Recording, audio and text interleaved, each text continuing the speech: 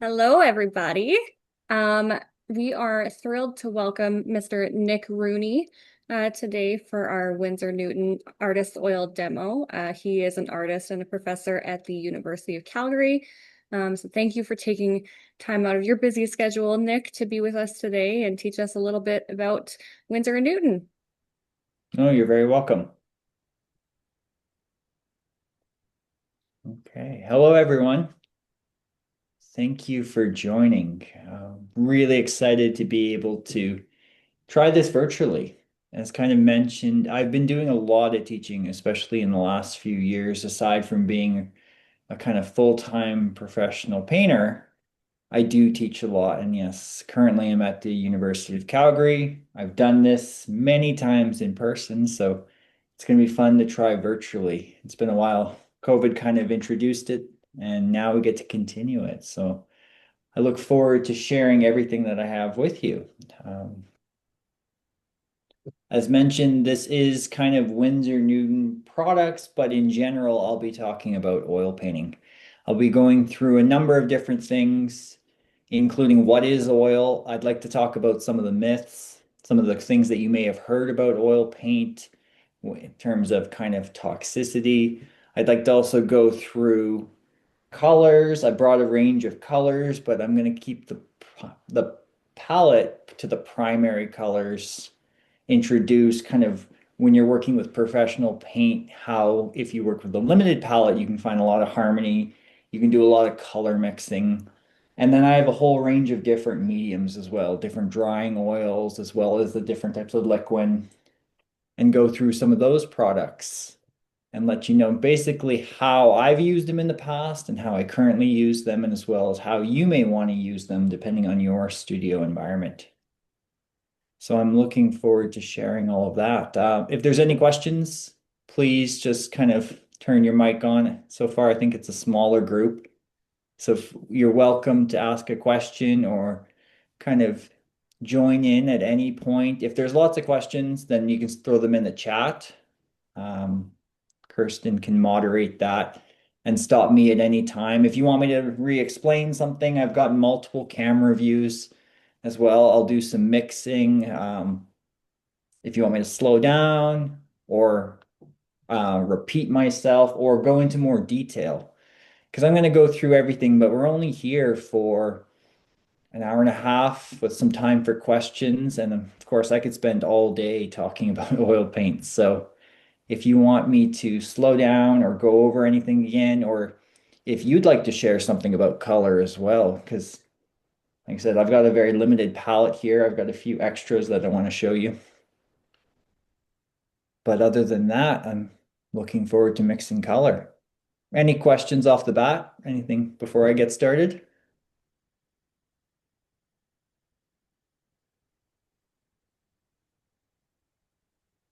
Oh, I think Terry Oh, has a question. Yeah. you just muted, Terry.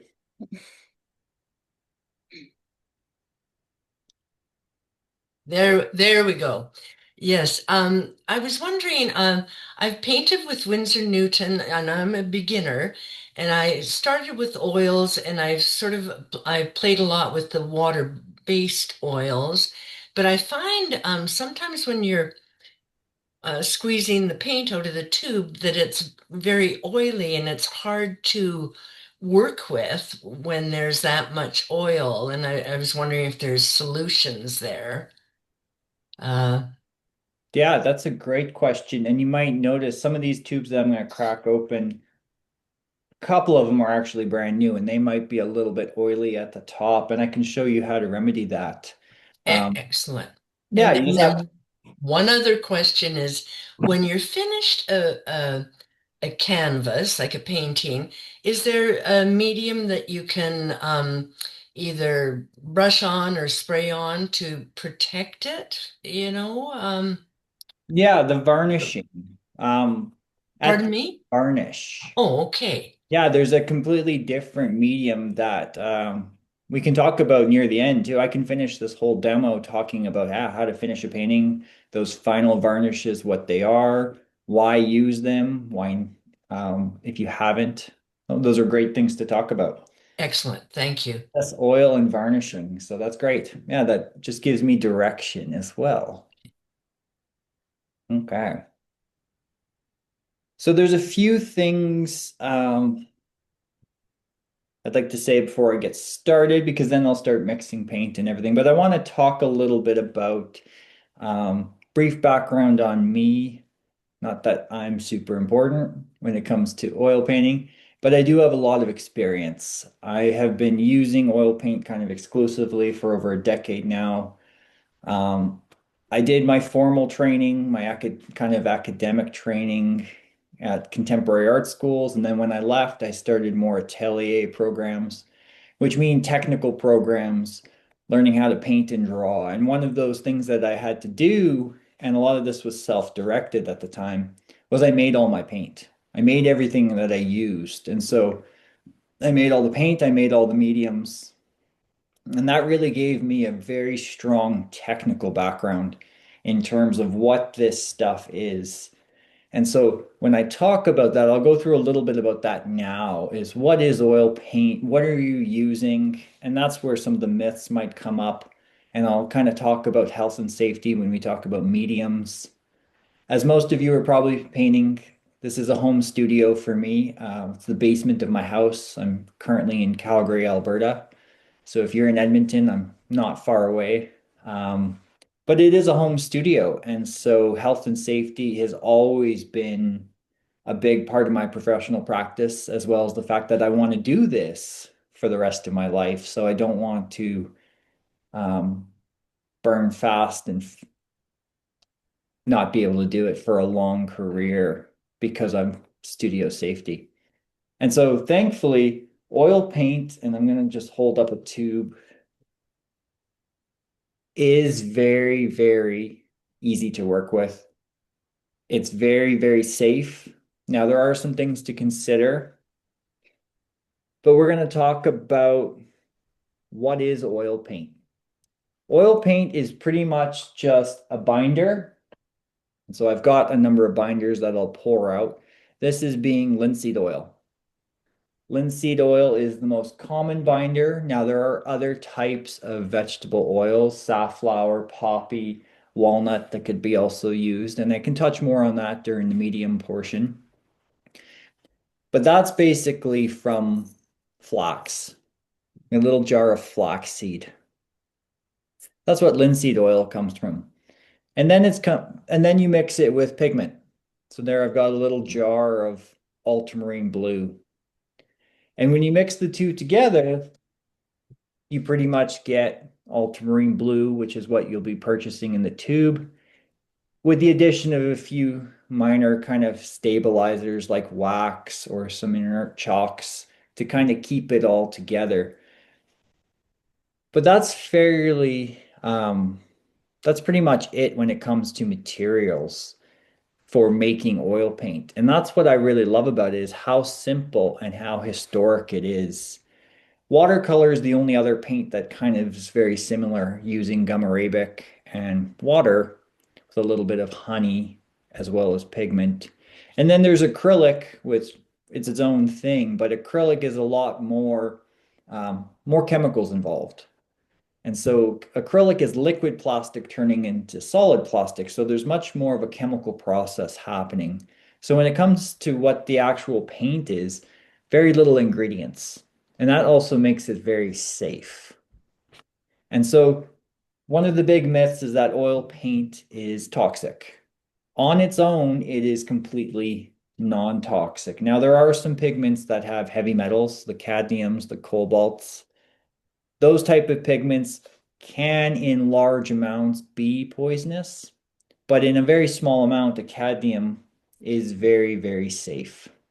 So I don't have a lot of concerns when it comes to health and studio in my own studio because I'm using oil paint, very little solvents, and as paint themselves, completely non-toxic for the most part. Um, Karen has asked, at some point, could you talk about safety as regards an oily rags and the fire hazards from them? Yeah, absolutely. I can cover some of those things now. Because you might see on a bottle, this is a bottle of cold pressed linseed oil. Winsor Newton has contains cold pressed linseed oil, warning about spontaneous combustion. What that means is that oil oxidizes, so it absorbs oxygen as it dries. That's also part of the studio safety. It doesn't release anything. It's not releasing chemicals into the air. It's actually absorbing oxygen. But in that process, it will heat up a little bit. Now, you're not going to notice your oil painting warming up. It's so minimal. But in the perfect scenario, and it really does have to be a scenario where if I were to spill this entire bottle on the floor, I have a hardwood floor, in theory, I would take a rag and I would wipe it all up. It is possible that if I put that rag in a studio garbage bin that's full of paper, as it's oxidizing, that paper could ignite. Now, that really happened a lot in kind of the woodworking in flooring industry where they were using linseed oil boiled to seal and stain floors. Massive amounts of linseed oil being wiped up. Those rags would then be thrown into a construction debris thing with lots of sawdust potentially. They were creating perfect scenarios, large amounts of linseed oil, flammable materials in a contained metal bin. Um, it has been known that, yeah, that can light a fire. For me personally, I have no concerns with spontaneous combustion. If I do, in that example, if I was to spill this, if I was to spill the linseed oil like I just did, but it didn't spill, I would wipe it up. The rag would be full of oil. I would not ball it up and throw it in the garbage. I would lay it flat on the lid of the garbage or lay it out in the studio and I would just let it dry. If it's not balled up, if it's not near sawdust or large amounts of paper, it's completely harmless. And so it's just about being aware that if you create those perfect environments, it could happen. But I've never created that environment. So it's never been a concern of mine. Hopefully that's a long-winded answer to your question. I hear that a lot, and I don't want anyone to be afraid of burning down their house. If you're cautious and aware, it's not going to happen.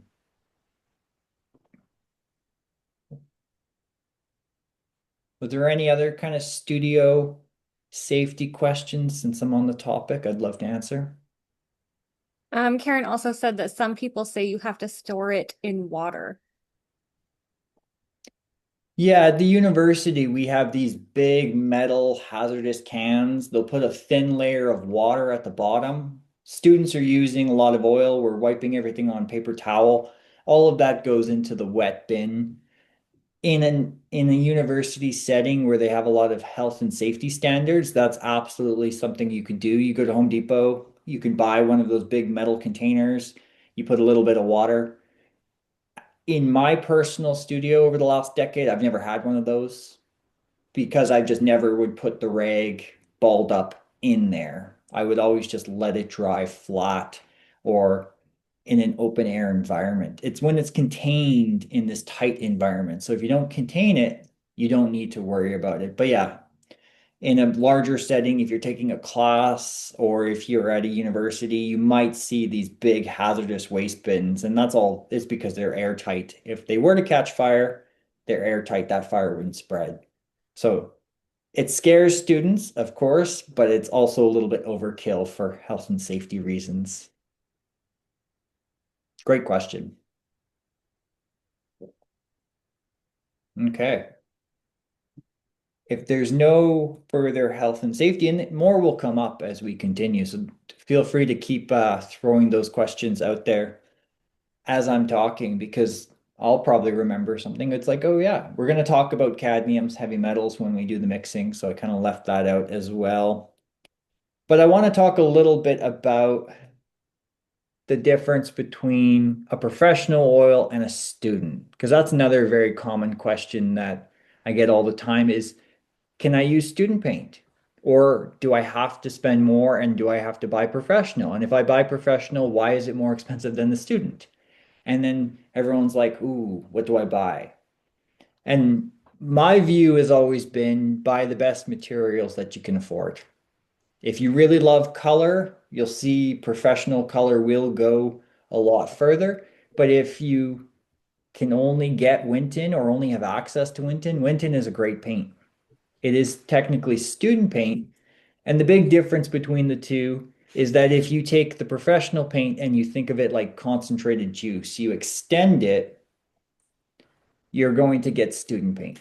So that's what companies like Winsor Newton have done is they've taken their professional paint, the same pigments, the same oils, all the same ingredients, and they've just extended it and then tubed it. And that allows them to sell it at a lower price point as student paint. It has all of the same tests, the permanence, all of these things are the same. This has more pigment. And so if you're mixing your colors, especially with a limited palette like I'm going to show you, that really comes in to be very useful because a little of paint goes a long way. But if you have any concerns about student paint, I would say the best you can afford and stay away from the dollar store. So Nick, what are your thoughts on water-based oil paint? It just depends. My thoughts personally, it just depends on the application. As I talk about the mediums, I'll go through how to work with them. If that working method isn't right for you, if you want really thin paint at the beginning, but you don't want to use solvents, there's a place for water mixable oils. I will touch on the fact that all oil paint can be cleaned with soap and water. That's another big myth. When we're talking about cleaning the mediums, cleaning your brushes, I personally use a little bit of solvent depending on the color, but mostly soap and water. And so there are really good advantages to water mixable paint, but if you're just concerned about no solvents and cleaning, you can use regular oils. And I can touch a lot about that as we talk about the different mediums, solvent versus non-solvent, how to clean those. Hopefully that answers the question. Yes, thank you. Perfect. Was there any questions about student paint versus professional? The difference? Okay. Yeah, as I mentioned, if your student paint is made by a good paint maker, it's going to be good paint. Worlds apart from what you find at like a dollar store. And that's the only place where I find students having issues. They can't mix color. Something from a dollar store is going to have no pigment. It's going to be oil with filler, where Winton is absolutely not the case. You can make incredible color with Winton as well.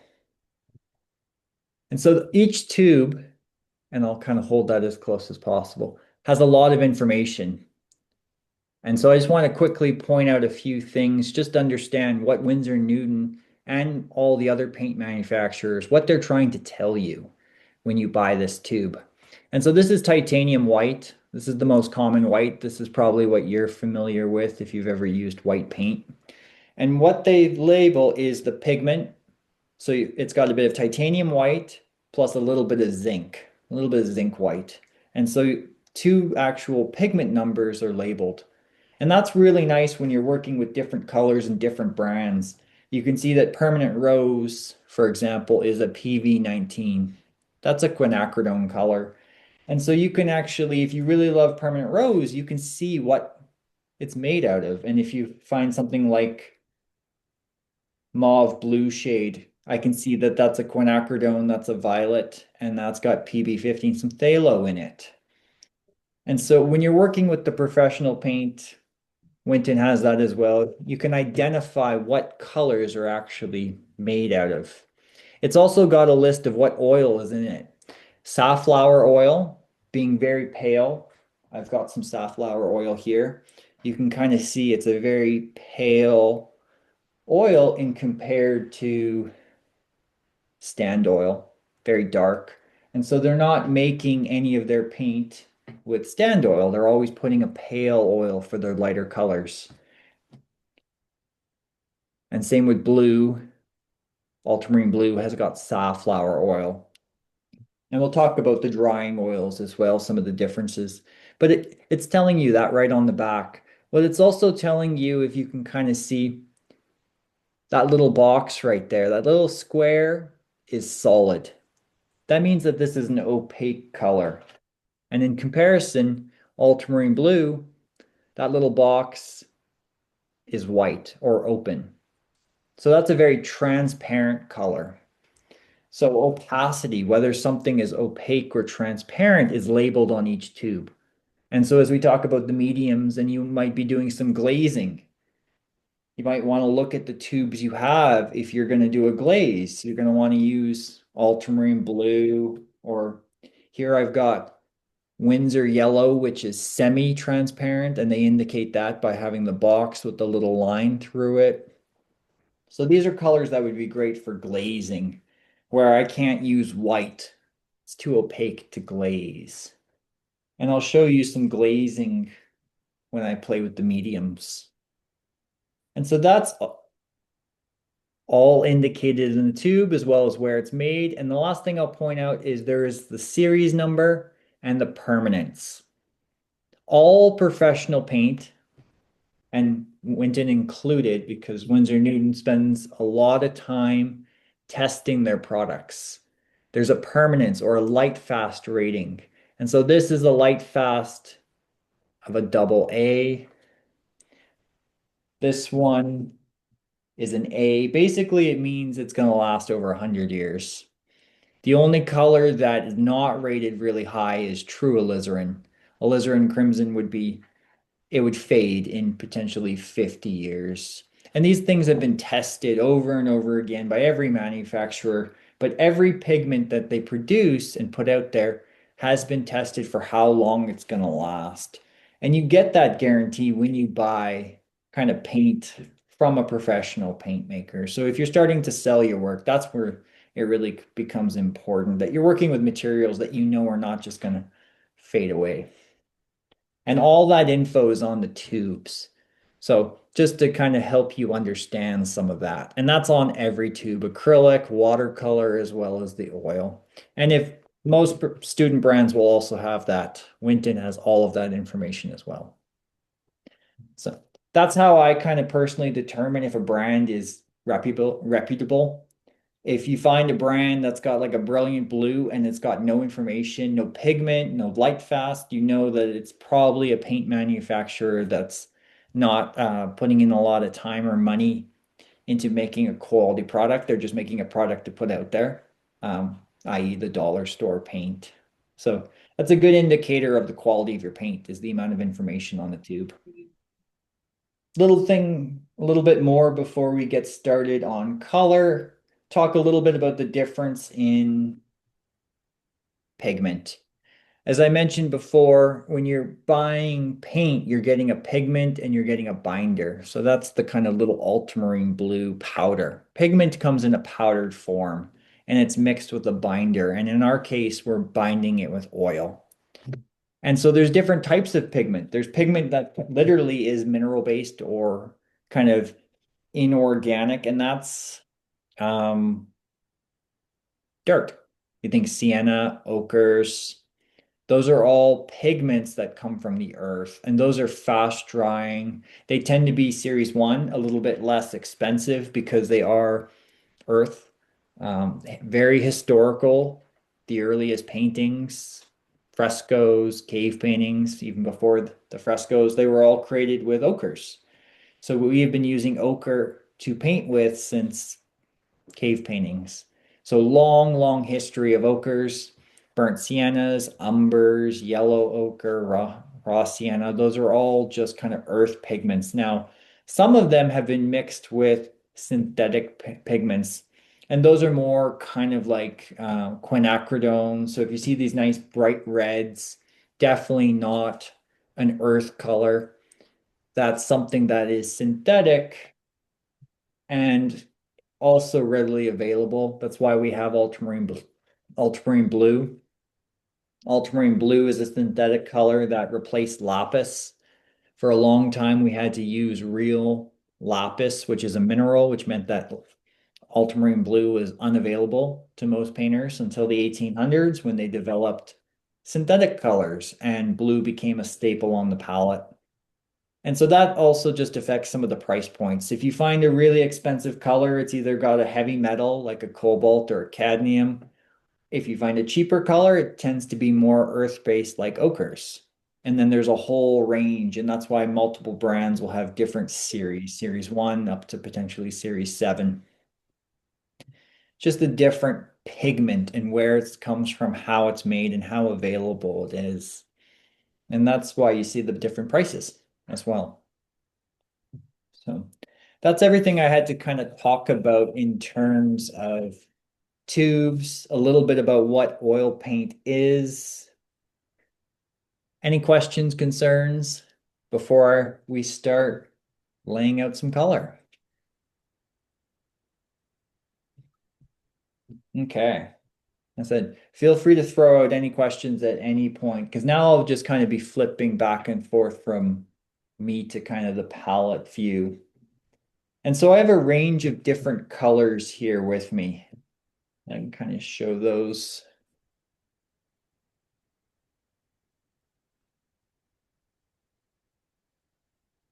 Oh, move them there. And so what I wanted to show you was I brought titanium white, there's a warm pink brown, ivory black, French ultramarine. We'll talk a little bit about cadmiums later, permanent rose, Winsor yellow, purple. Brought that for a specific reason, but there's a very basic limited palette. And so when I'm teaching oil painting, for a lot of students, the first thing I recommend is that you just simplify it even more. You have a range of primaries, blue, red, yellow, plus white. And what I love about oil paint, watercolor kind of functions the same way, is it doesn't dry fast. You're able to work with these three colors and get a huge range of hues of different chroma. So we'll talk a little bit about color as well. And so for this demo, I wanted to just highlight these primary colors, things that you can do with them, ways to mix them, a little bit of color theory because we all need color theory and it never goes away. It's the biggest area that I struggle with, but I also really enjoy. So I've been teaching color theory for many years and it gets easier and easier, but it's something that I continually have to practice. And so I'm going to lay out some color just to kind of demonstrate some things for you. And so I've got the ultramarine blue.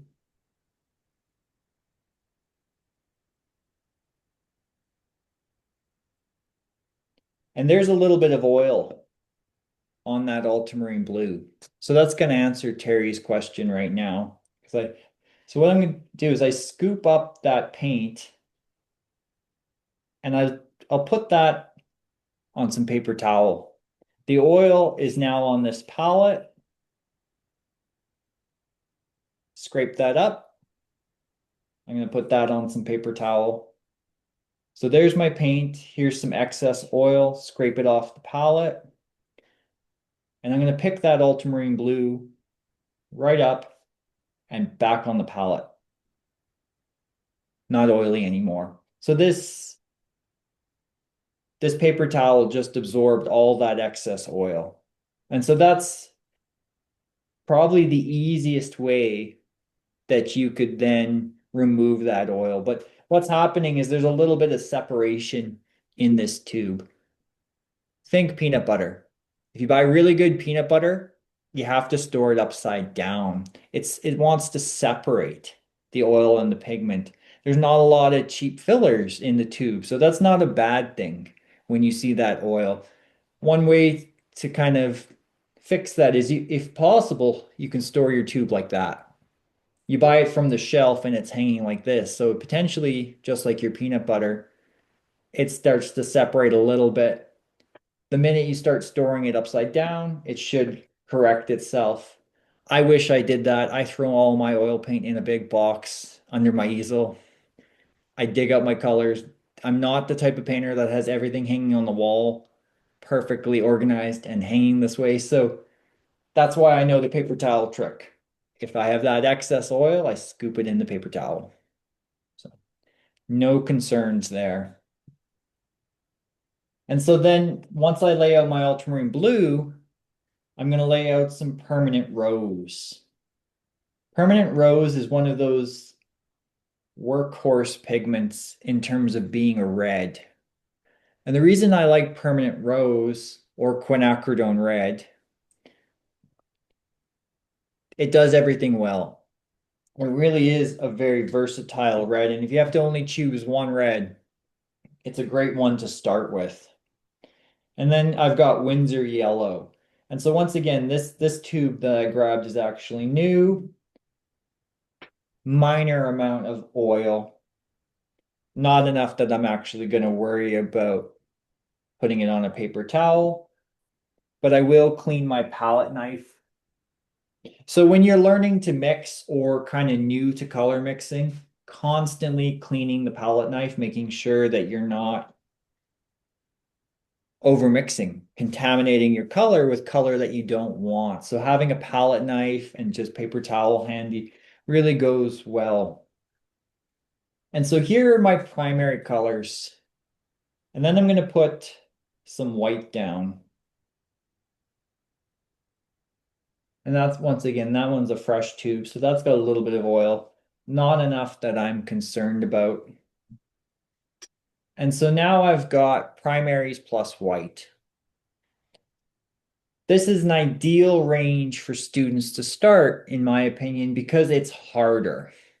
You have to work. You have to kind of think about color. You don't have a purple, you don't have a green, but you're able to mix those. And so what I want to show you is just how versatile this palette can be. And then if there's any questions, I'll go from there. And then I've got some secondary colors that I'll show you as well. And so the primary palette, when you're working with blue, put a little bit of blue there. I'm going to grab a little bit of red here. The blue and the red. A little bit more blue. You can see the undertone if I lift up, very purple. So permanent rose makes a really nice, rich, kind of violet purple color. Clean the knife. If I take a little bit of ultramarine blue on this side, grab some of that yellow.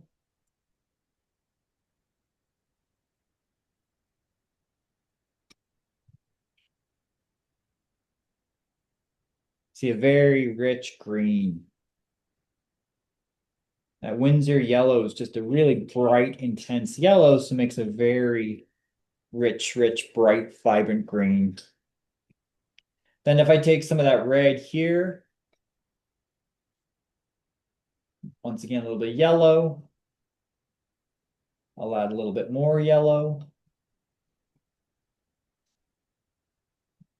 Quinacridone pigments are very strong. That's why they're very prized by a lot of painters. And I can start shifting that toward orange. I'm going to take a little bit more yellow just to make it nice, vibrant. That's where I think permanent rose really shines. Has anyone ever mixed red with blue and realized they got not purple? You're taking your, say, example, cad red medium, and you're mixing it with ultramarine blue, and you're finding that you're getting brown, not purple. That's because your cad red medium, your red is too orange. And so that's some basic color theory there, and why I call permanent rose the workhorse, because it sits in the middle. It's not too orange and it's not too purple, that it can still create beautiful oranges. Now, this is fairly earthy compared to like a cad orange, or I can show you later the cadmium red with the yellow. But you can see that you have a really nice orange, a really good purple, vibrant green. And so now you have your primaries and your secondary colors. You've got the red, you've got blue, yellow, orange, purple, and green. And from there, you can then start to mix a little of everything that you want. You're just limited. And as you were learning, that limitation is really helpful because the answer is always one of three. If I want to make my green, for example, how do I make that more blue? Well, the only option is blue. How do I make it more intense, more of a kind of chartreuse? Well, the only answer is yellow, because red won't do it. If I want to take red into my green, anyone know what will happen? Mud. Mud, exactly. But mud is brown. So one of the things I want to highlight also when you're working with a limited palette is how chromatic, so how much color you can actually have to avoid the mud. And so if you're not familiar with the term mud, basically it's getting a grayish, warmish brown. We call that mud. And that's what's happening when you overmix colors or you're not kind of thinking about color theory relationships. And so one of the things I'll show you before you get mud, that was a great answer. If you take a little bit of red, mix that into your green, I'm going to take more green. The opposite on the color wheel, red will take green and it'll darken it. And that's how you can control the values of your green. If you want to darken green, you add a little bit of red. If you add too much red,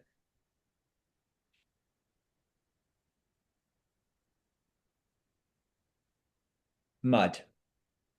But what mud is in the painting world is brown. It's either going to be warm or it's going to be cool. Cool mud is gray, warm mud is brown. And so the same thing kind of happens when you take blue. If you want to darken this blue, so that's ultramarine blue, I take a little bit of what's opposite, a little bit of orange. A little bit more blue. And now I have a very, very dark, dark blue. And that all happens before you hit mud. And that's what's so important about color mixing, but why I love the primaries. How do you darken your blue? Well, your only options are red and yellow. Red and yellow are orange. And so I've got a light blue, a dark blue. There's my mud. If I take more orange and I mix that in,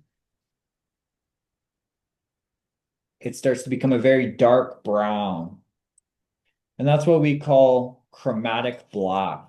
So it's a color that feels like black, very dark. You can see it's very dark. It's not quite black, but visually, if you use that in a painting, that's going to be black. And that's where you might have heard that term, never use black. That's something I'll address because I did bring a black. Same thing, if I want to darken my purple, I can add a little bit of opposite yellow.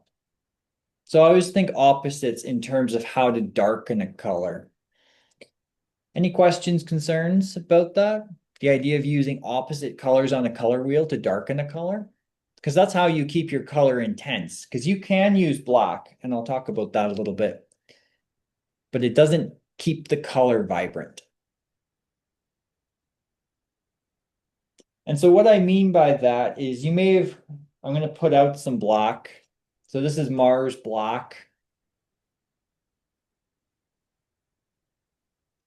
There's two schools of thought when it comes to the use of black.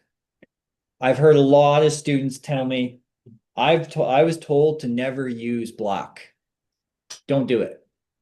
And then I asked them why. Well, why would you not use black? And they're like, well, I don't know. Someone just told me not to use black, so I don't use black. And I'm like, okay, that's fair enough. And so black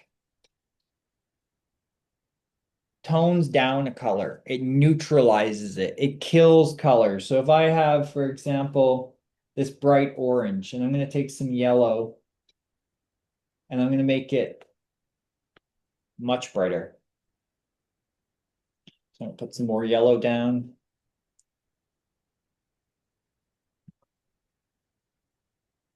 I'm going to make that really vibrant. So high chroma, high color. That's too intense to be realistic. So one of the things that I can do is I can either tone it down with a little bit of a gray, neutralize it. Gray is kind of this dark black.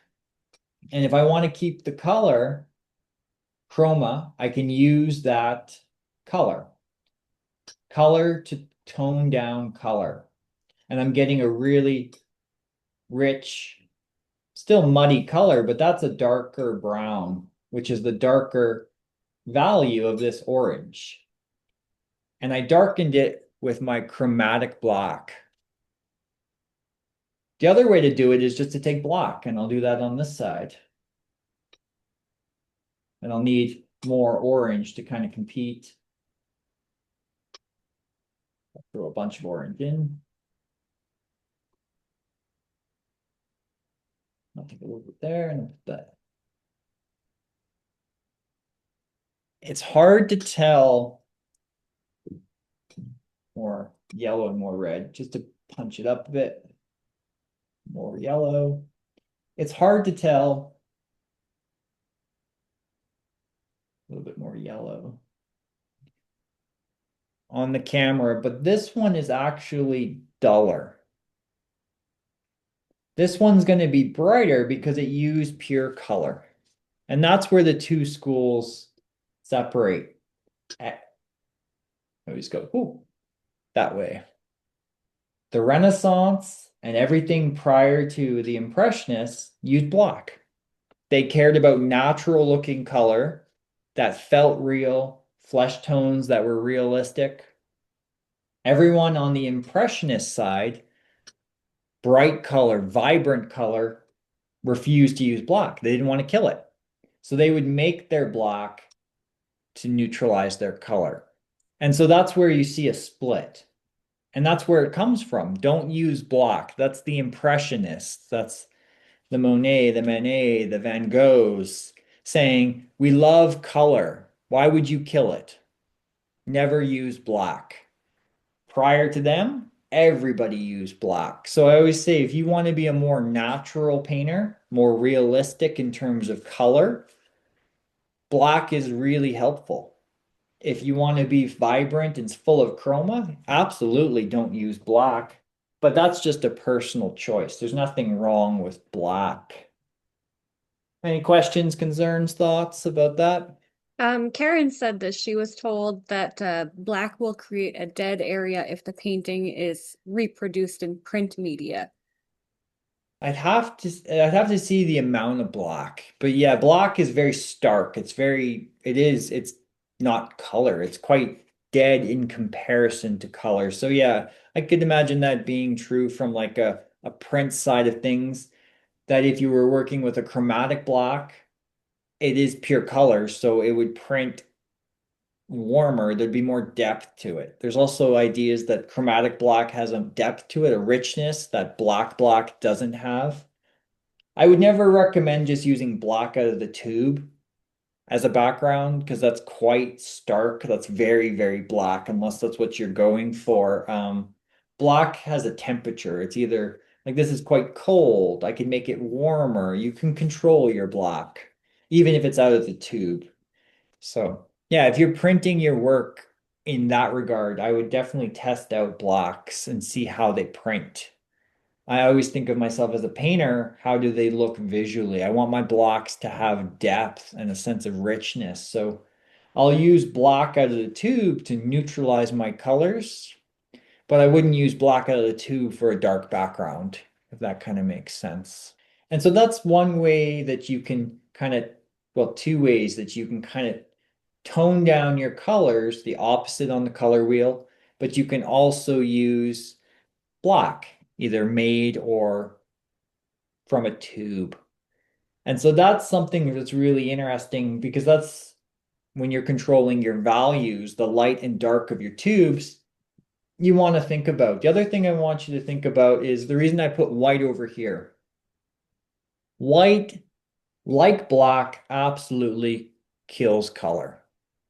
It lightens the value, so it's completely necessary, but you have to be very careful if you want to have lots of value.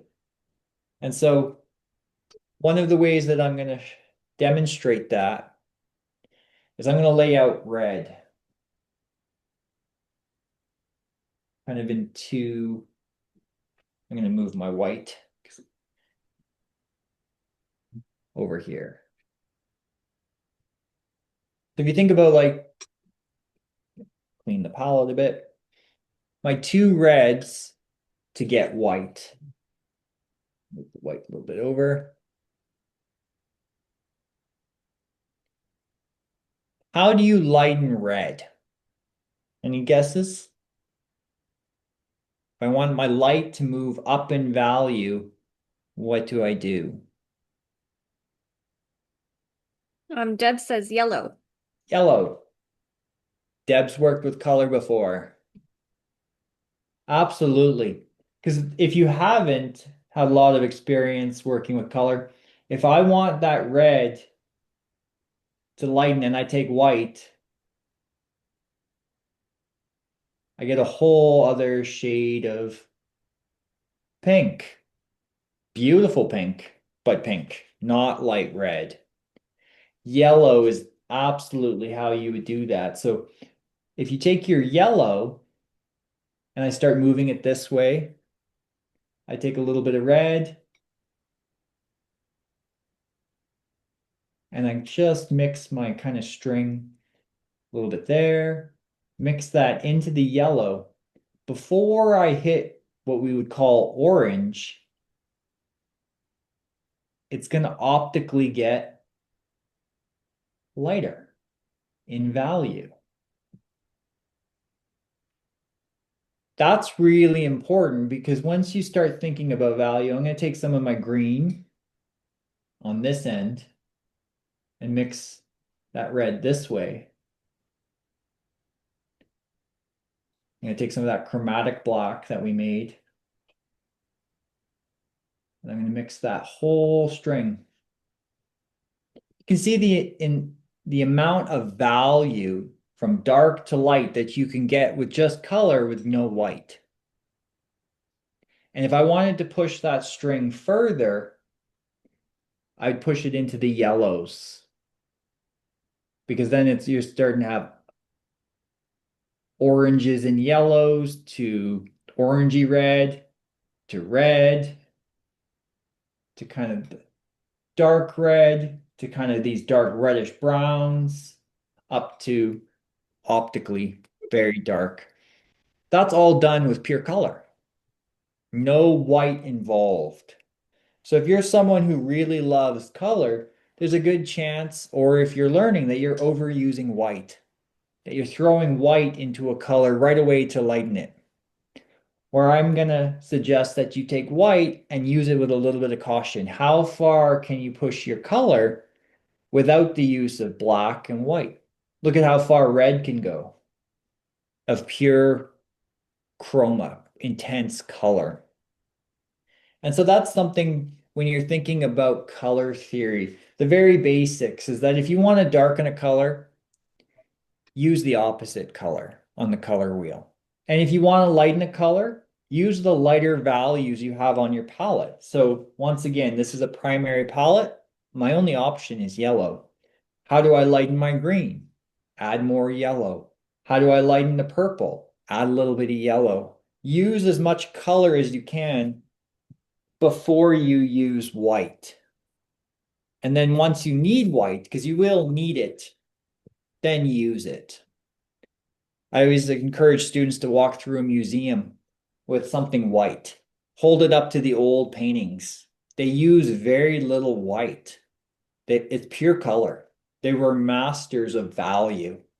And that's a huge difference between contemporary work and the older work is just the amount of white that's used. Any questions, concerns, thoughts about that? That's some very introduction to color theory.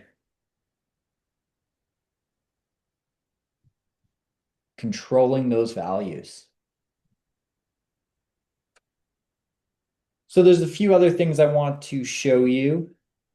We're still doing good for time. What I have with me here is one of Winsor Newton's cadmium-free colors. And so back to the kind of studio safety. Where am I going to put you right there? Really rich, dense color. Where there is some toxicity with oil paint, now we'll leave mediums out of it, is when you're working with heavy metals. When you're working with heavy metals, cadmium, cobalt, cerulean, very few people still use lead, although it is available. They are incredibly dense, meaning they're very opaque. That's why you pay the big bucks for them. And I can show you again, if I wanted to make my permanent rose opaque, not going to happen. I'd have to add white, which makes it pink. I'd have to make a red with cadmium. And so cadmium being a heavy metal, potentially there is some toxic effects, mostly cleaning. You try not to put cadmium pigments down the drain. They're not harmful for you. If you ingest them, yes. If you eat any of your paints, it's not recommended. Most colors are not harmful if you eat them. Heavy metals are, but you'd have to eat massive amounts to actually poison yourself. It's how Van Gogh. Van Gogh was smoking while he worked. He was painting with his leads, his chromium oxides, mercury, and his yellows, and smoking the whole time. So he was burning them and ingesting them. Partially why he had lead poisoning was he'd go eat his sandwich in the studio. They didn't care. They didn't know. I should say that. They didn't know studio safety. Dirty hands, dirty sandwich. That was the life of a painter. We don't do that anymore. We wash our hands frequently. So if you have cadmium on your hands, it's not a big deal. You're not going to poison yourself. It's not going to go through the skin. It will in large amounts. Very artists rarely do it because we're such a small percentage. It is harmful for the water. Like you don't want to be putting cadmiums down your sink in theory. Winsor Newton has come out with cadmium-free colors. And so this is their attempt to create everything that's really amazing about a cadmium without the cadmium. So without the heavy metal. And so what that means, as I'll show you as I mix it, there we go, back to, is it's very dense and opaque. And so if I want to make a very vibrant orange, I'm going to take a little bit of that. If you're not using a lot of white, you're always using a lot of yellow. I go through massive amounts of yellow because I mix with it all the time. I'm going to add a little bit. The vibrancy and the opacity is there. And if I wanted to take and put out some more red, here's my permanent rose, very, very transparent. If I wanted to make it a little bit more opaque and a little bit brighter, that's where the CAD comes in.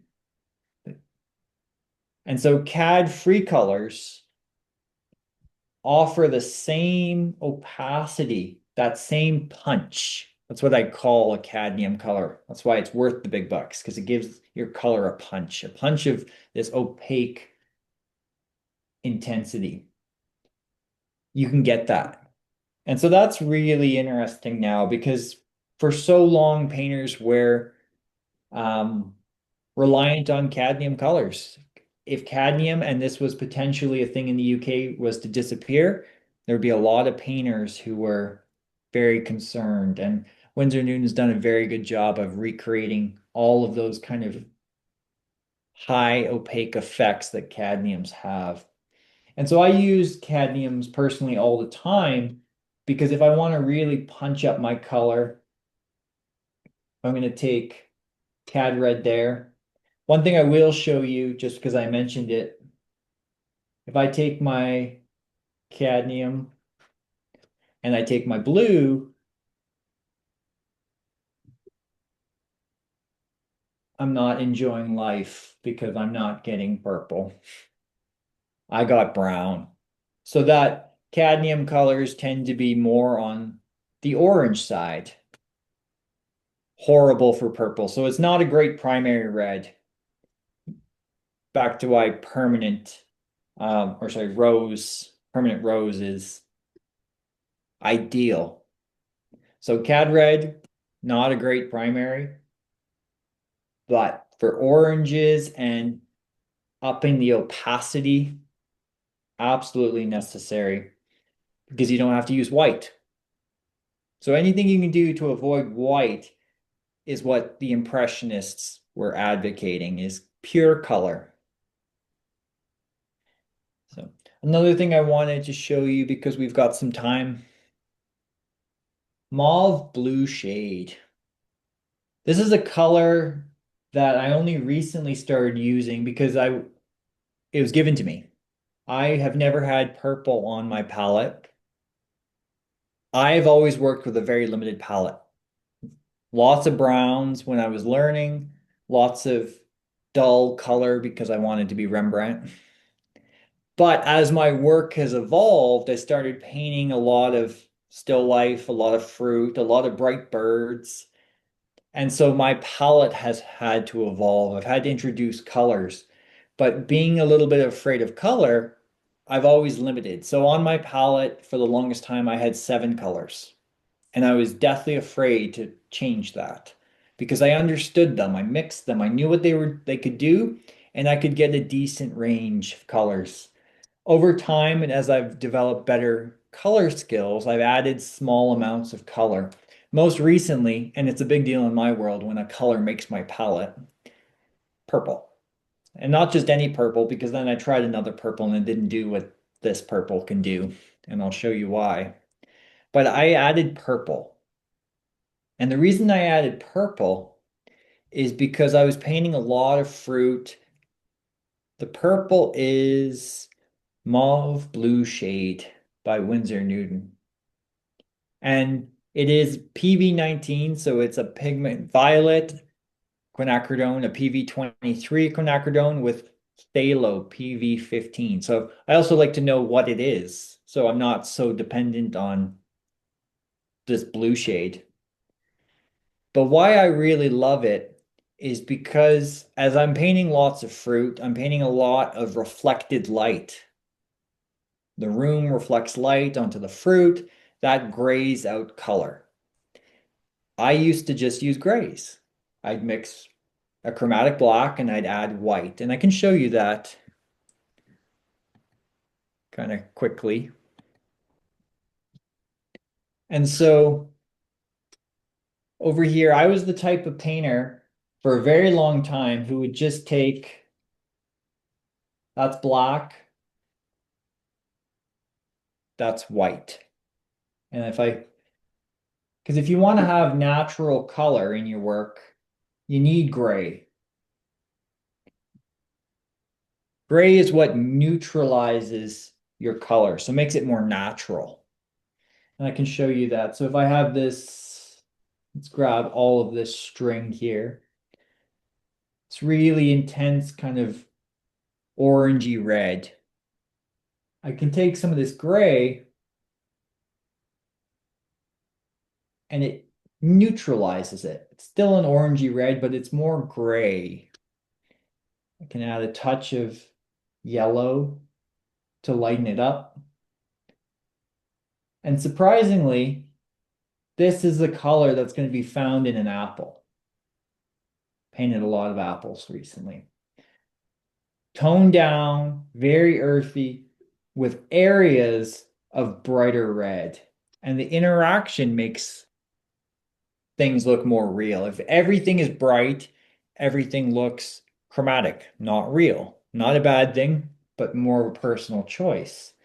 So I'm always adding gray into my color, killing it, or neutralizing its chroma.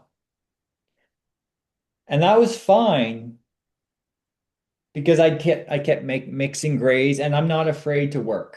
Limited palette means I work a lot. I'm always mixing them. And then I was introduced to this purple, this mauve blue shade. And you know what? I'll play with it. I was like, great opportunity to play because I rarely do that anymore too. And I was like, okay. I mixed it. I was like, this is a really nice, kind of natural looking purple, kind of close to what I'm used to because I don't use a lot of bright purples. And I was playing around with it and I was like, okay, well, what happens when I mixed it with the kind of red and white?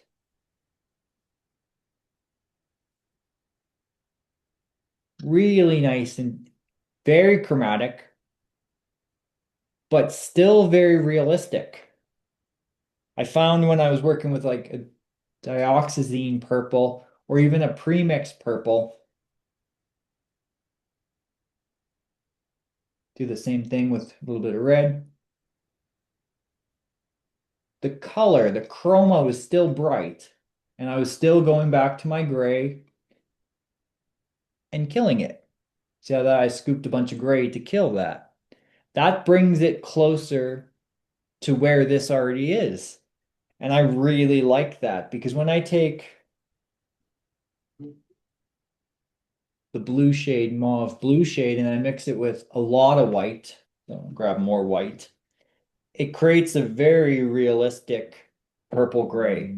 And that purple gray is found throughout all reflected light on fruit. See that? Very rich in color, but not as overpowering. Still quite gray. And of course, I can go back in and I can add a little bit more gray to it if I want to knock back that chroma. But I found this color to be now everything that I paint. I went from never using purple to putting purple into everything. And I never thought I would do that. All my shadows or reflected light just on the other side of a shadow all have this purple. And it made my fruit paintings, my still lifes, more realistic, more color. And that was a really surprising discovery. And I have to thank Winsor Newton for that because they gave me this color. I would have probably never chosen it from a shelf because I don't do that. I'm too afraid to grab new colors, but that's changed the way I think about color and the way that I try things. I introduce them slowly to my limited palette.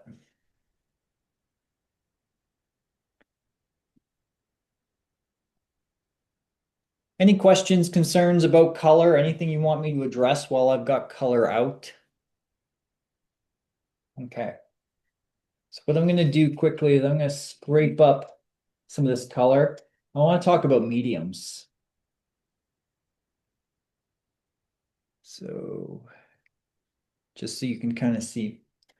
Working on a gloss palette, I rarely use paper palettes anymore because this is so easy to clean. What I'm going to do here is I'm going to make mud. So at the end of the day, if you're playing with color, you've got all of this excess color. What I do is I just mix it into a big muddy color. And I use that as sometimes my gray.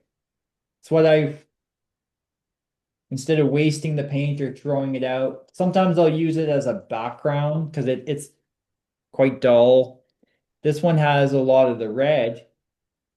Permanent rose is a very strong pigment. That's why you can see this has got quite a strong red to it. But that's basically a reddish brown. I could take that color, I could put it in a little bit of tin foil, make a little envelope with the fold up my tin foil, stick it in the freezer. This color will last a few weeks. I've had some of them get sticky after about a month. And I kind of remember, oh, I got a little packet of red, brownie red. I'll go in there and I'll pull it out and if I can reuse it. So I'm always trying to reuse my paint because the big thing I tell students is if you want to be good at color, you have to use it. You have to use lots of paint. And I know paint is expensive and you don't want to waste it, but it's the only way you can learn. You got to make a really bad mixture to remember that, okay, I use these colors and it did not work. The more mixing you do, the better you're going to be at color. The only way to get good at it is to use it, which unfortunately means make a lot of mistakes. Nick, I have Yes, someone asking, what is a good gray and what are some good gray mixtures? that's an interesting question because a good grade depends on what the gray is supposed to be for. Um, I always tell my students gray is a color. It's a temperature. It's going to be warm and look more brown, or it's going to be blue and look more of a cool gray. So it depends on what your gray is trying to do. If it's going into like a neutralizing of a color, trying to kill a color to be more realistic, you have to think, okay, the temperature of that gray, is that going to change the color? So if I want my blue to be more neutral, but I use a gray that has a lot of yellow in it, it's going to turn my blue greenish. And if I have a gray that's more purple, that's going to warm it up and make it more of a purpley blue. And so if you're looking for like a neutral gray, I'll start there. Mars black, very cold, very blue. Ivory black, a little bit warmer. I don't have it with me. We can mix some of this warm brown pink. I was going to use this brown, but I look for Van Dyke brown because that or burnt umber. They mix to a very kind of, it's slightly warm, but it feels very neutral gray. Um, does that help? Does that elaborate on the gray question? And I can talk more at the end too. I can further elaborate about grays because I love gray. Gray is my workhorse. But yeah, it has a lot to do with what you want your gray to achieve. And we'll have lots of time at the end for questions too. So I'd love to get into a gray conversation. So I want to talk a little bit about mediums. If there's no pressing questions about color, I want to also just jump to mediums. So I cleared the palette. And then what I'm going to do now is I'm going to pour some of these things out and explain how to work with them, what they are, and we'll go from there. And once again, any questions about mediums, feel free to throw it in the chat or just let me know. I'm going to start with the basics. And that's the one that I threw on the floor earlier. I had to go grab it. That's just cold pressed linseed oil. So that's your standard linseed oil. It's cold pressed, so it's not been refined by acids. It's been refined by pressure. So it's the closest thing to the historical linseed oil that you can buy. And it's very fluid. It's got a faint oily smell. When I smell linseed oil, it's got that faint vegetable oil smell. And what I like about linseed oil, and prior to like I don't pour, um, I get a mess all over these containers have gotten a lot better from all the brands. They're child-proof. If these threads get all sticky full of oil, they almost like glue themselves on. So rather than, I'm not a pourer personally, I dip a clean knife into the oil and then I lay it out. I'm going to move some over here.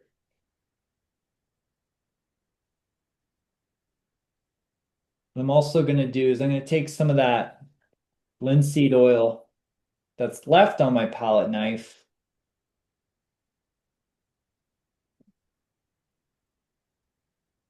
I'm going to take that rag or paper towel, and I can just clean my palette a little bit. Then you'll be able to see. And that's why I like glass. It's so easy to deal with. Middle of a painting, colors are not working. I'm frustrated, ready to quit. I take a breath, clean the palette. Not concerned about spontaneous combustion. I'm not gonna ball this up and throw it in the garbage. I'm putting these just off to the side on the floor, on a mat. They're just gonna air dry. No harm, no concern. But here's my linseed oil. You can see that it's very thin, and I'm now going to place some color into it. I'm going to use ultramarine blue because it thins out well. You can see mixing the linseed oil in, you get a very thin paint, very transparent.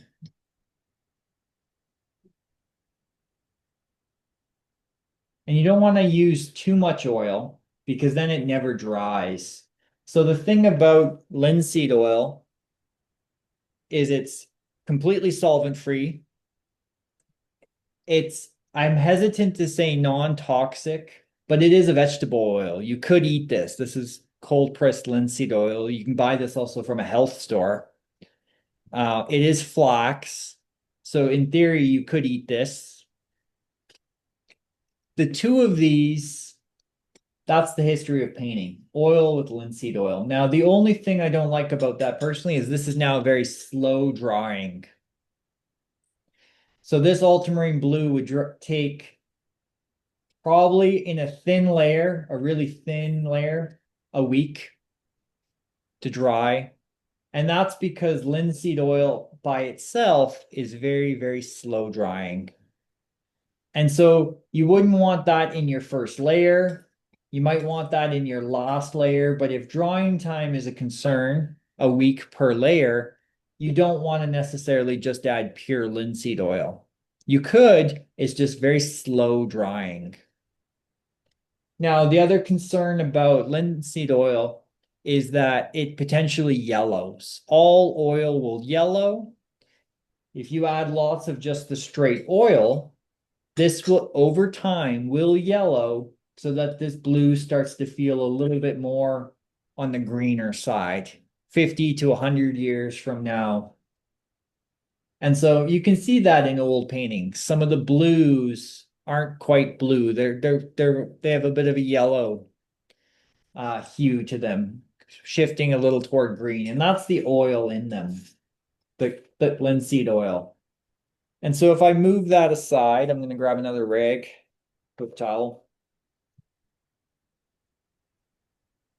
One thing, if you love the properties, so you like the slow drying time, you like that it's non-toxic, that's where safflower oil you can purchase, and that's what the blue is actually made out of. And that's, as you can see, is a very faint oil in comparison to the yellow already. And so if I put down a little bit of safflower oil, just dipping my knife in there, lay that down. Very, very pale, very clear. And so that's why Winsor Newton has chosen safflower oil, as I mentioned earlier. They're ultramarine blue made with safflower oil. This is going to yellow a lot less over time. Now, the only downside to safflower oil is it's not as strong as linseed oil. So I would just use a little bit less. I would take my ultramarine blue, and I wouldn't use safflower oil to be very oily.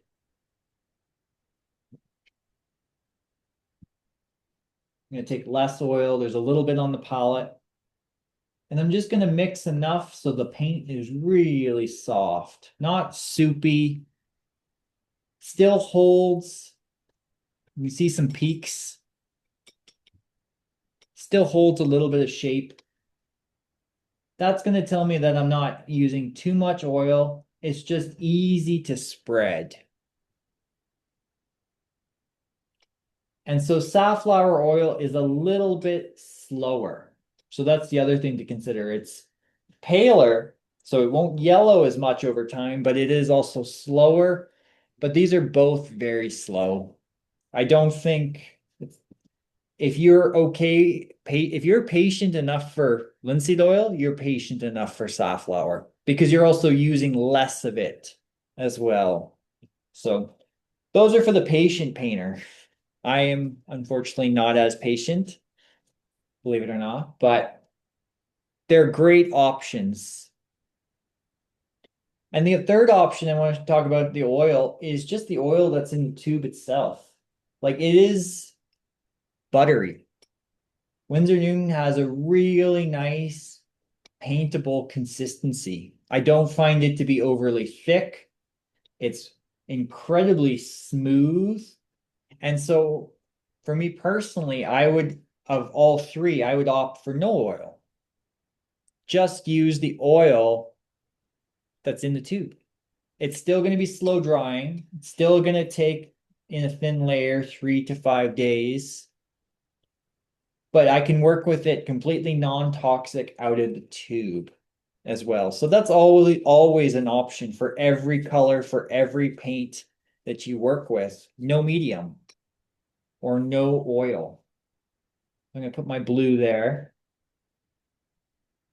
And so those are some of the most popular oils. The other one I want to pull out is linseed stand oil. And now this one's kind of got a separate space because this one here is very thick. And so it's still just straight linseed oil. It's just been heated up. And let's see if you can kind of see. It's like honey. Very, very thick, very sticky. And so if I put a little bit down, like I don't know if you can hear that. Very, very sticky. It's like painting with honey. So you would almost never use it on its own. But why stand oil is so special is it dries like enamel. The brush strokes start to level out.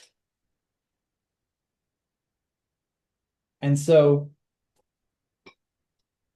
the way that you work with stand oil is then you have to introduce a solvent. And so that's Winsor Newton's Sansador solvent. And so the way that I work with that is stand oil is also a bit faster drying because it's already stickier. It's already started to polymerize. That's how they've done that with heat. Is I take a small amount of solvent and I mix the solvent into the stand oil. So I'm still getting this sticky consistency depending on how much, but I'm cutting it with solvent. So I'm just dipping the palette knife into a little bit of solvent, mixing it in so it's a little less sticky, dries faster, but still has that leveling property. And then I'm going to take ultramarine blue and I'm going to mix that. And that's going to dry like an enamel. You can kind of see that it's kind of ropier. It doesn't hold any peak. It just melts in. And that melting quality is really popular. And that's for those who enjoy that, that's where Winsor Newton's artist painting medium comes in. This is a bit of stand oil with a bit of solvent. So rather than having to mix it yourself, you can buy the pre-made medium. small amounts of solvent, enough that you can see that it's quite fluid. So I'm going to push that over. I'm just going to open that up so you can see the consistency as well. Push the paint over.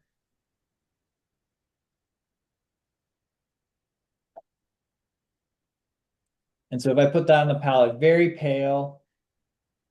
Mine had a little bit more stand oil.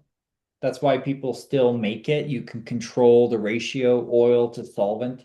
But this is very fluid, easy to mix, dries fairly fast, 3 to 5 days. Now, the only difference is that you're now introducing a solvent into your practice. Now, this is a low odor, highly refined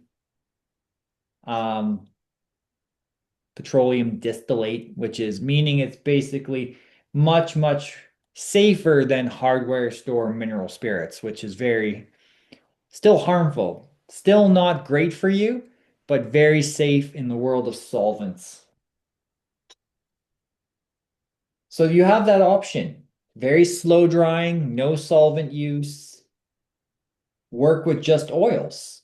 Work with just paint. The next option that you have is add a little bit of solvent. Solvent speeds up the drying time. That allows you to build layers quicker. The last thing I want to share with you in terms of medium before we kind of dive into some questions is liquid. Liquid is an alkyd medium. And this, as far as I know, is probably one of the most popular alkyds. A lot of because it's been around since the 60s. This is tried and trusted. There's a lot of oil painters who highly recommend liquid because it works. It works incredibly well. And liquid's got a bit of a thicker consistency. So you see it's kind of like a gel, but it's quite fluid. So it's when I hold it up, see it won't fall off the palette knife right away. Just gonna mix it a little bit right here. It's got some body to it. It kind of feels, if you only use a little bit, you can keep the feeling of paint from the tube, but you can have it dry incredibly fast. Liquid in a thin layer will dry overnight. That's the big selling point. You're going to have a very hard, very sturdy layer that dries overnight. So that's a little bit of liquid. You can also add as much or as little liquid as you want to your color. So you can have very, very thin applications of color, a glaze. And so I'm going to take liquid with ultramarine blue. I'm just going to take that brush. So a glaze is a transparent color applied very thin. So you can see how thin that is. And liquid allows you to thin the paint. And where glazes come from is if you think portraiture, the reason that old portraits glowed is because they would build up layers of skin. They'd paint the veins underneath and they would glaze color. So rather than use one thick area of color like an impressionist, they would use a thin layer. It would dry overnight and they would have several thin layers to get the opacity. And that's why light can go through all those thin layers and then back out. So the impressionists, one glob, done. Sargent, all of those type of painters paint like this. The Renaissance painted like this. Thin applications of color. Let that dry, another one and another one. And they built it up in a series of many, many layers. And that's what liquid allows you to do because it dries overnight. You can do that type of painting in a week and a half, 2 weeks, something that if you were using with linseed oil straight would take months because you'd have to wait a week and a half per layer. So that's a huge selling point. Liquid also comes in different consistencies. So if you love these big impasto marks, and you don't want to wait a month or 2 months for thick oil paint to dry. You see that how thick that is? Look at that. That's going to keep the body of the paint. So that's a really thick impasto medium. So if you love thin paint and you want it to dry fast, there's liquid. And if you love thick body, so I'm going to grab a bunch of ultramarine blue. Put that right there. If I want to keep the body of this paint, I'm going to grab the impasto. I don't know if you can see, like it's thick. And I'm going to mix a chunk of that into there. I've got a big blob. And if I wanted to make a painting in right there, that's it. I'm going to put that blob there and I want that to dry and I want that to dry properly in a time frame that's reasonable. That's going to take weeks to dry, not months. And it'll be cured in months, not years. And that's what's so amazing about liquid impasto mediums is they allow for these. Now, this is quite insane. Kim Dorland, Canadian painter, has blobs like that on his work. But most people, you're going to just want a nice thick brush stroke. It keeps the body. You see the brush stroke. You paint one there, you paint one there. That texture, the Tom Thompsons, the Group of Seven landscapes, that nice body, the impressionists of the Van Gogh with the swirls through the paint. That's all going to stay. I don't know if you can see that big swirl of my brush. That's not moving. That's not going to level out like stand oil. That's going to stay there and dry properly. And so that's a little bit about some of the most popular mediums and how to work with them. Is there any questions, concerns about the mediums that I just kind of showed you? So Karen wants to, she says she found liquid turns dark yellow in the bottle very quickly, which is why she stopped using it. My liquid over the years has changed color as well. The bottles have changed, and I can briefly talk about that as well. It should still be good. Liquid will darken, but it won't, as long as it's still the consistency to paint with, it's still a good product. Oil paint in your tubes will last forever. As long as the medium is still workable, it hasn't like dried, it'll be fine. You might notice like linseed oil that if you liquid now, like when I started using liquid, it felt like it was a darker purple, like a much warmer color, much darker. So I think the formula's changed. I know the bottles have drastically changed in the type of plastics they use. So that might be a thing. I don't have old liquid, unfortunately, to test, but I wouldn't be as concerned. Alkids, they rarely yellow. That's why they're so popular. They yellow less, way less than traditional oils. Liquid has been around since the 60s. Those paintings are in great shape because of the use of liquid and the use of any alkyd. And so if you are concerned, um, you could potentially get a new bottle. Like liquid is much lighter now, but it should still be workable. And Deb wants to know if you can use the OMS to to use as a medium. Yeah, so OMS, odorless mineral spirit. And that's what this is. Gamsol by Gamblin, Sansador. There's a few other brands. They're relatively all of the same thing. Mineral spirits comes from a hardware store. This would be an OMS, an odorless mineral spirit. They're just milder solvents than turpentine, which is rarely used nowadays. And then Ellen also had a question. She said, I usually clean out brushes after 3 days of painting with Murphy's oil, but they seem stiff and too dry. Am I over cleaning them? I use the same. Are they sitting out for 3 days? No, I wrap them in, a plastic bag when Yeah. overnight. Try putting them in the freezer.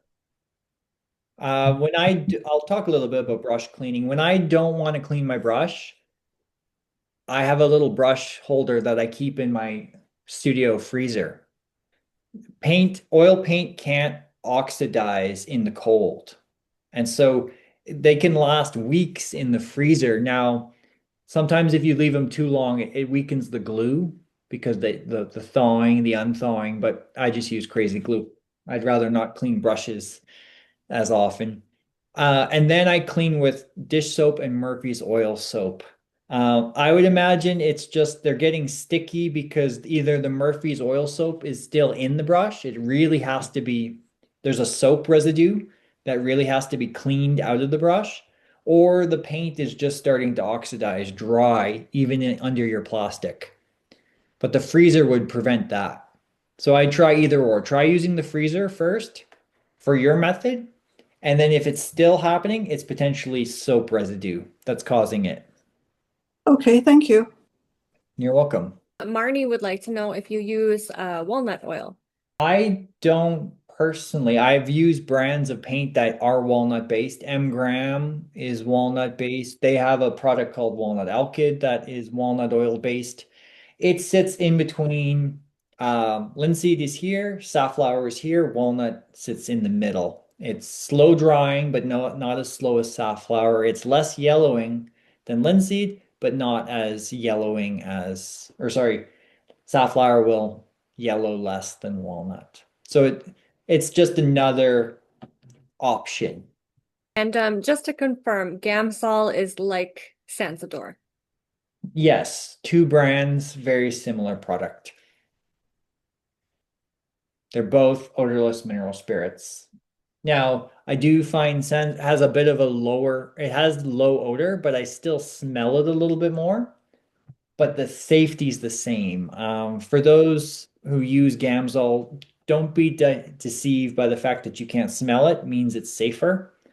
It's just been refined a little bit further so that you can't smell it, but it's just the same product. Um, you just can't. I smell it, I feel it in the air. I feel all the solvents. So I try to work as solvent free as possible. But yeah, same product.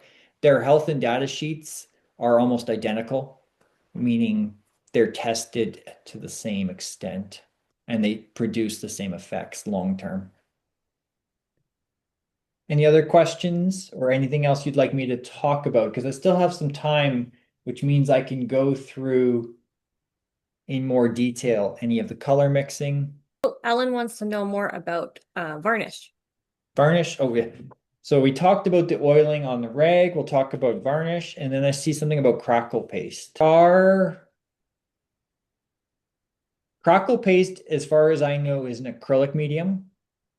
The idea to get those, I think there was a French brand that did make a crackle paste for oil. All of the oil painting world has worked really hard to not have cracks. To make paint very flexible, to make it so you can roll your canvases without cracking, to make it last hundreds of years without cracking. The oil world is all about trying to be as permanent for as long as possible. And so very few oil paint manufacturers will make a product to intentionally crack paint. It also has a different property than acrylic. Acrylic is plastic. You can crack it and it can still hold its strength. So crackle paste, for example, I don't know if Liquitex still makes a crackle paste or Chroma made a crackle paste. That's an acrylic product. You could paint that down first, let it do its thing, let it crack, and then you can oil paint over top. But in theory, there's no oil product that's readily available that's going to crack for that reason. And then I'll answer some few questions and then we can talk about varnish at the end because I can. So Jay wants to know if you can recommend some sources on the web to learn more about oil painting and art or painting in general. Great question. Believe it or not, look at some of the websites of big one being Winsor Newton. Winsor Newton has a great education team. There's lots of information. There's a lot of there's project sheets. I helped create one, so I know that they exist on Winsor Newton's website. There's a lot of content under the Winsor Newton kind of discovery. So when you go past the actual product, they've spent a lot of time and energy working with artists to produce content about the materials. So that's a great way to look. Just had a quick look at even Delta. Delta's YouTube channel mentioned before I started this one has a huge array of different kind of demos to watch, as well as Winsor Newton. Winsor Newton, because they have an education team, has been doing demos and recording them in a number of places. So that's always a great place to start because there's so much content on the internet. It's like, where are you getting your information? I always try and go from the source and see where they're putting it out. Ateliers are another. That's the French academic way of learning how to paint and draw. There are lots of atelier training online. So if you look for that word or look for artists like blanking on their name now. Gage, it's called Gage in Seattle. They teach classical painting.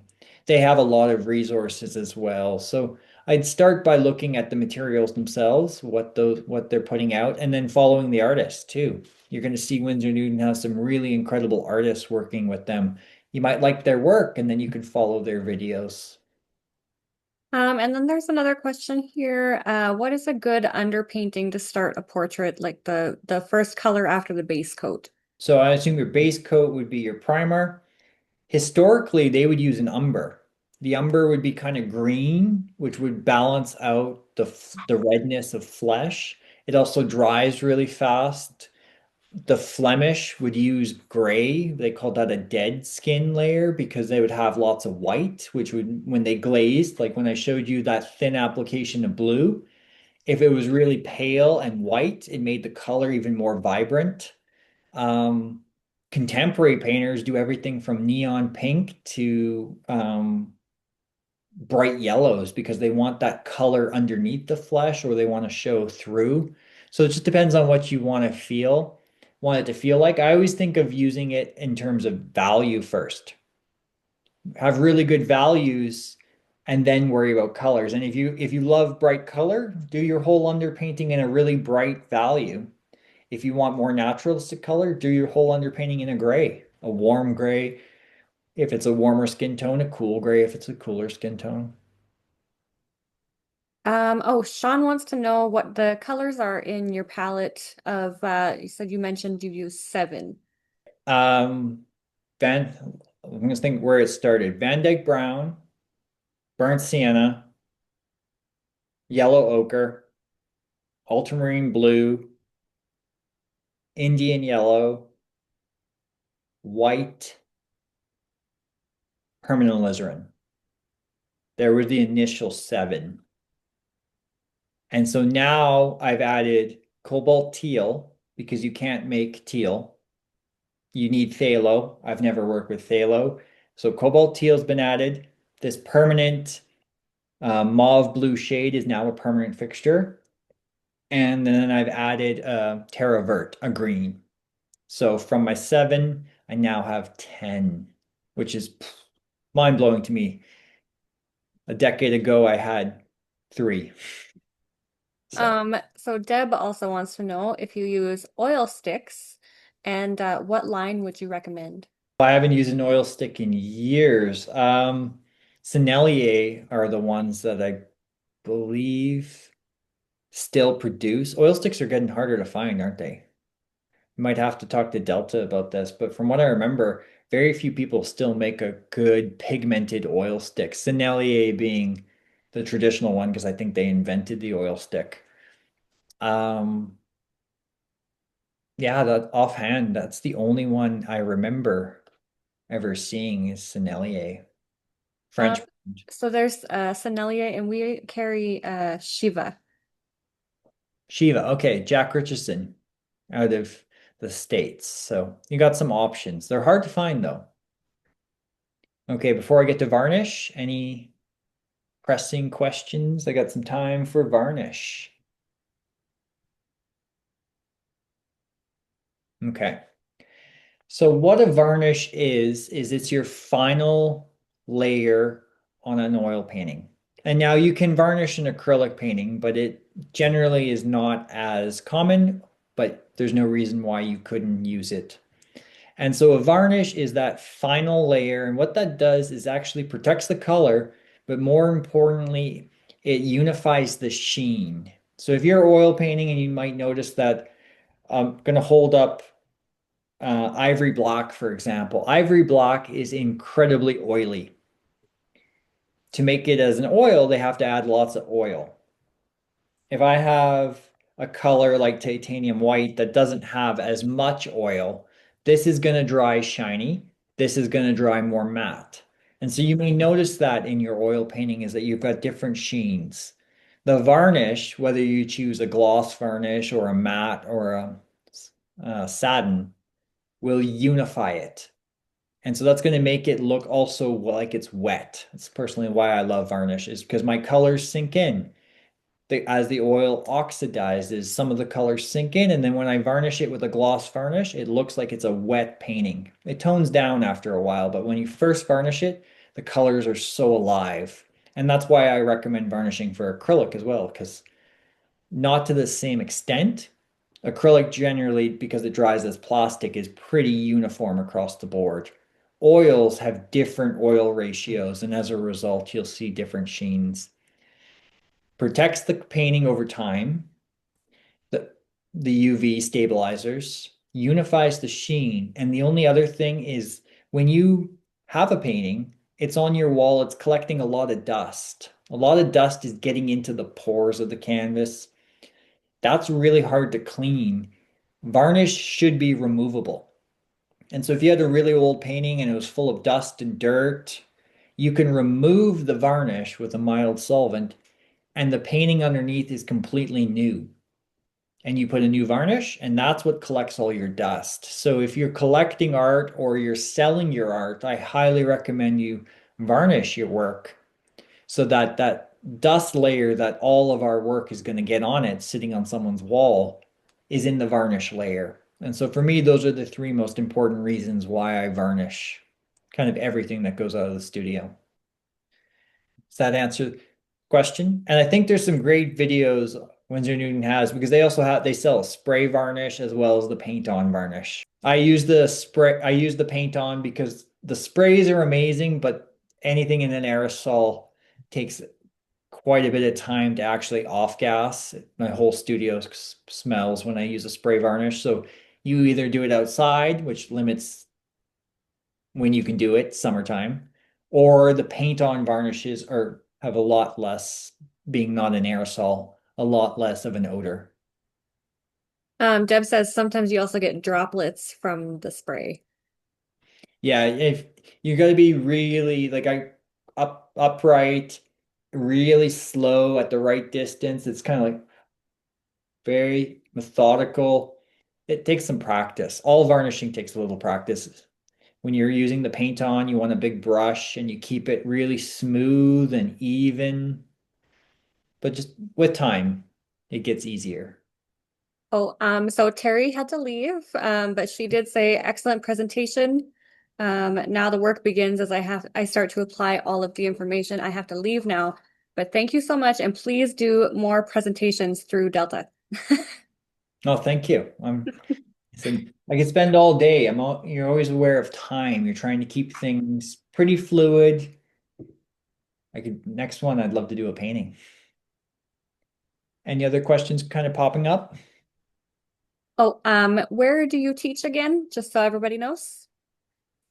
Currently, I am a professor at the U of C, so the University of Calgary. I teach in the visual studies, so the art and art history department. I teach drawing. I actually don't teach a lot of painting there. My background is classical drawing. I'm an oil painter, but that's the background is drawing. So I teach the fundamental drawing as well as some of the 400 studio courses advanced. Okay.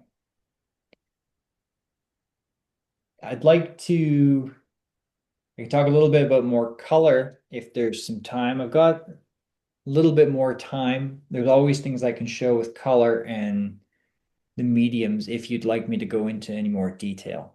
So what I'd like to do, because it always comes up. So what I'm going to do is I'm just going to move some of this, so like having a nice big palette. It always comes up flesh tones. There's never enough time for color theory. I want to touch quickly on flesh tones with a primary palette. Because I also have this really nice brown mud sitting here. So I'm going to pop it back to this view. Can everybody see okay? There we go. So back to the use of mud. I mean, if you remember, I just took all of my mud, all my paint from the whole demo, and I ended up with brown. That's not a bad thing. So I don't, as I mentioned earlier, I wouldn't throw that out. I'd use that as my neutralizer. So if I'm going to take a basic palette, oh, there we are. I'm going to lay out my yellow. I'm going to lay out my permanent rose.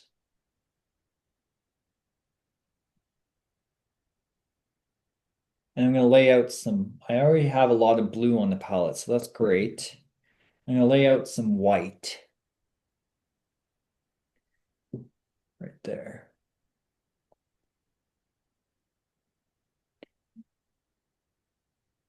So that's my brown, my mud. It also shows you how important mud is when you're controlling it. So if I want to make realistic flesh tones, I'm going to start with yellow. You need to kill your yellow so it looks like more of an ochre. And you could either buy yellow ochre or raw sienna, or you can use brown. So brown kills this yellow to be very earth yellow. Simple terms.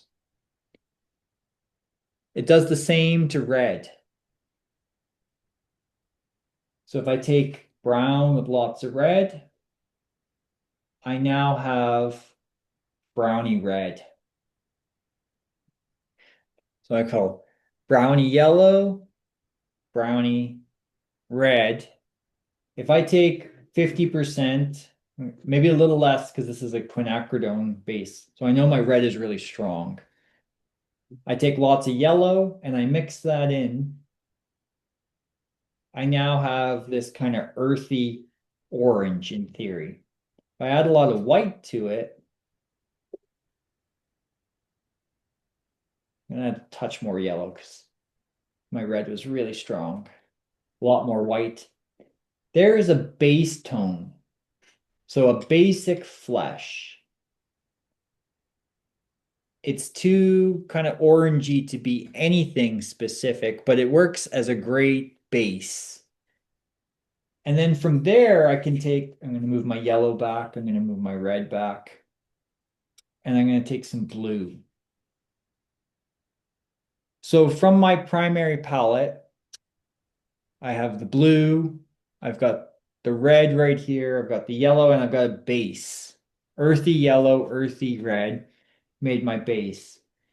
I can take my base plus yellow and a lot of white. Sorry, lots of white. Flesh is very gray as a result of all the white. There's more yellow areas of flesh tones. If I take my base, take more of my base, tiny bit of, I'm not going to use my red. I'm going to grab a little bit more of my red, earthy. There's the red flesh tones.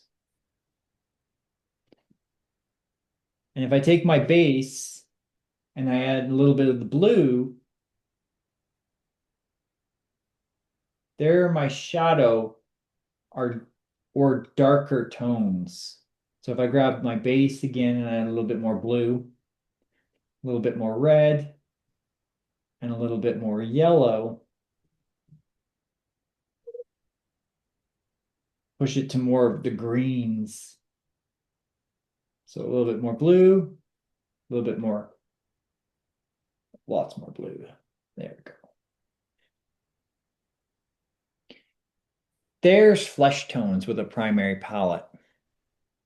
So as long as you start with killing your color, you're then able to manipulate the different flesh, and then it's just about controlling the value. So if I mix this flesh into here and this way, and then I mix this one into here, and then this way, and then this one into here,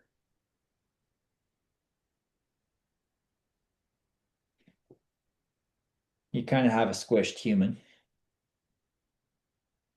But it's fairly simple, and it's just then finding the unique subtleties of your sitter's skin tones. Is it more blue?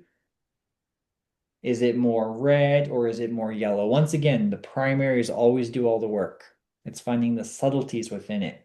And then asking, oh, it's more orange. Okay, well, that's more of my red.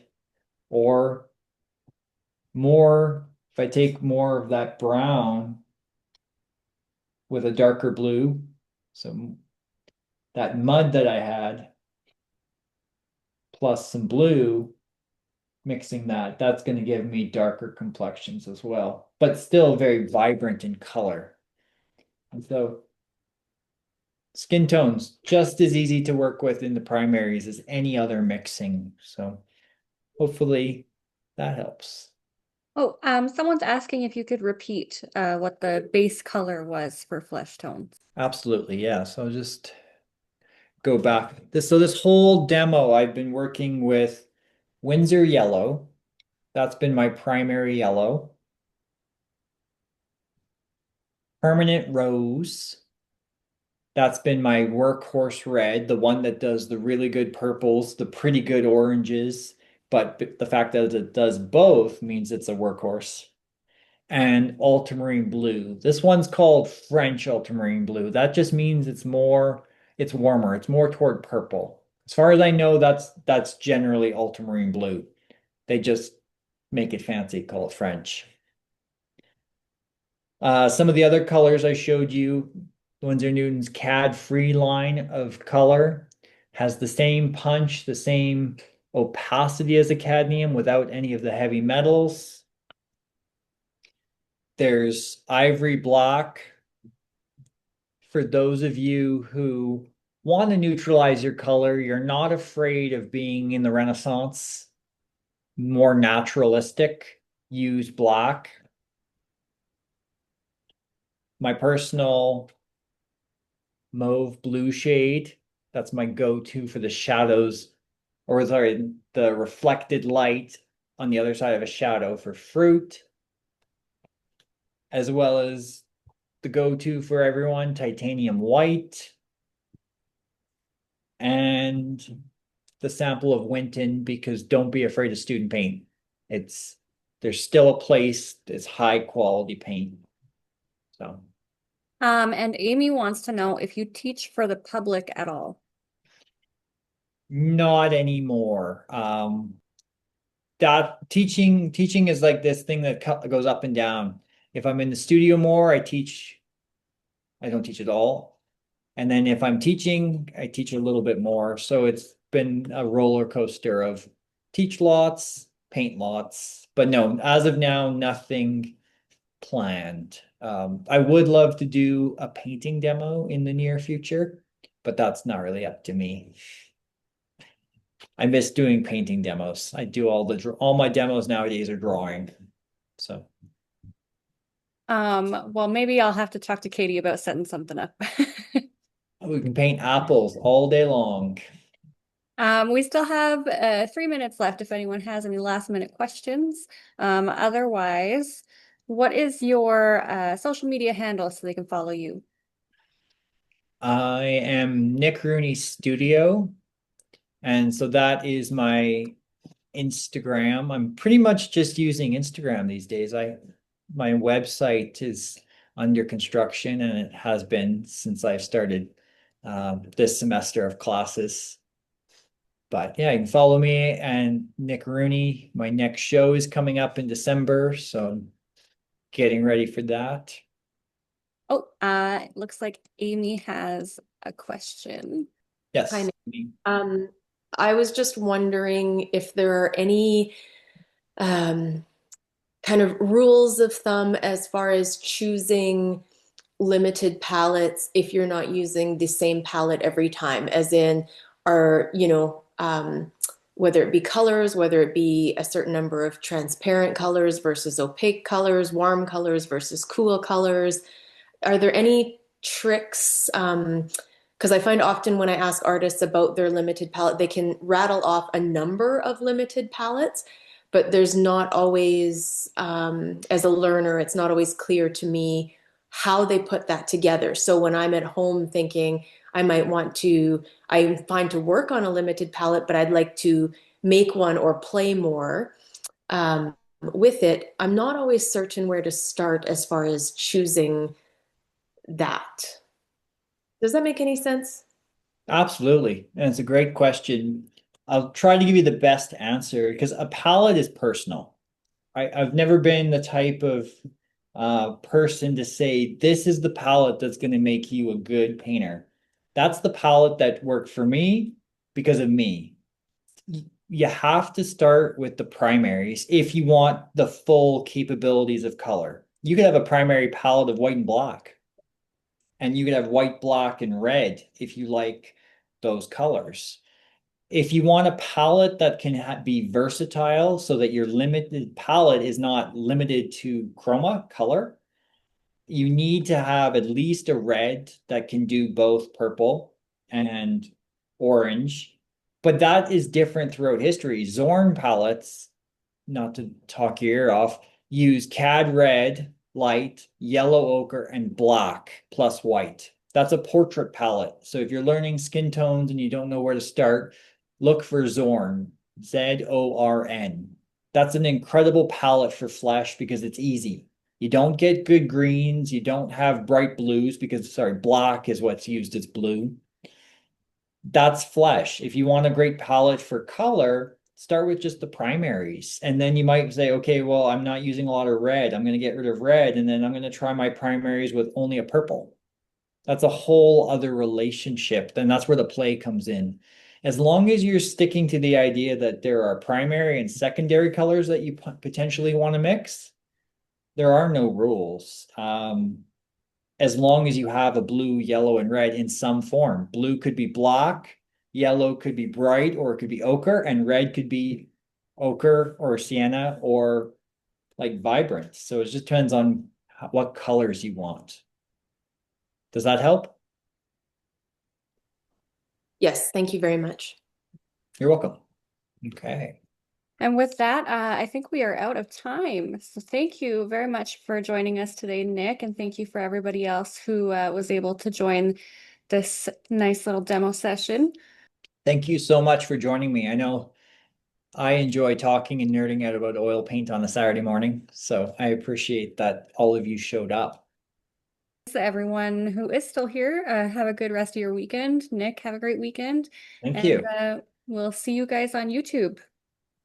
Perfect. Take care, everyone.